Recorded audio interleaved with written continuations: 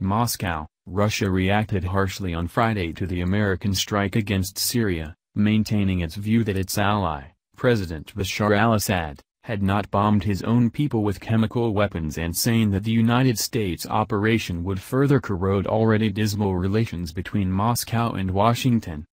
Iran, Russia's main ally in the region in budgeting Mr. Assad, also condemned the American attack, which left 6 people dead, according to the Syrian army.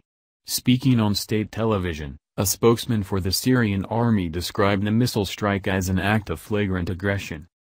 Dmitry Peskov, the spokesman for President Vladimir Putin, said the missile strikes represented a significant blow to United States-Russian ties.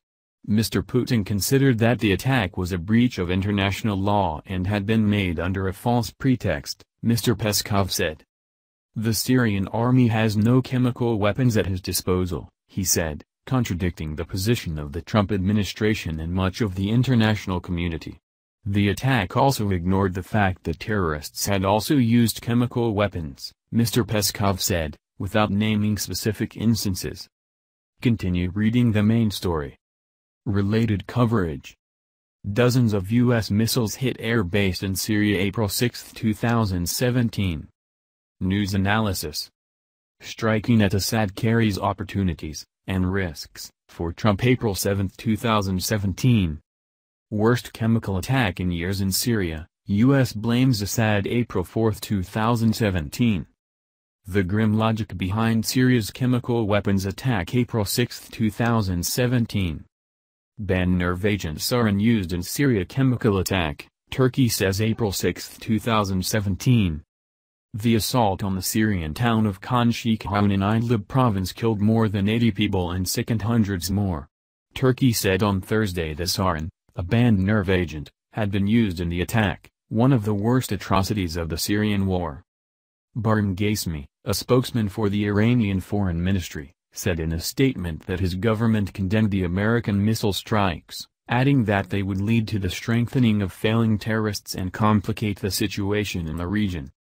Mr. Ghasemi noted that Iran, as a major victim of chemical weapons attacks during the Iran-Iraq War in the 1980s, condemned their use anywhere.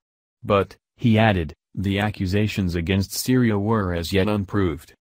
In terms of the United States' action, the statement said, Tehran regards this unilateral measure as dangerous, destructive and a violation of international law.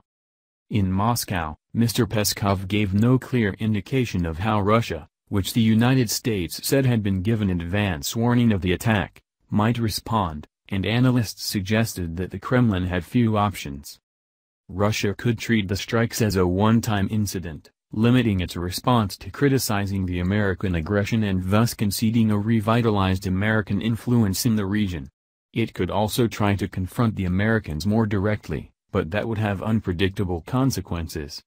There will be many screams on the Russian television with people condemning the strikes, but everybody understands that this is just a symbolic act meant for Trump to look different from Obama, Vladimir Frolov, a foreign affairs analyst, said in an interview.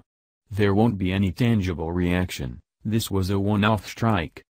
Others suggested the lack of a Russian military reaction on the ground in Syria pointed to a realistic approach.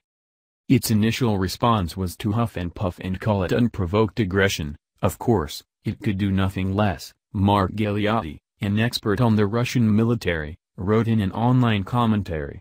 He noted that Russia's state-of-the-art air defense system, which had been deployed to Syria with great fanfare, was apparently not employed during the American attack.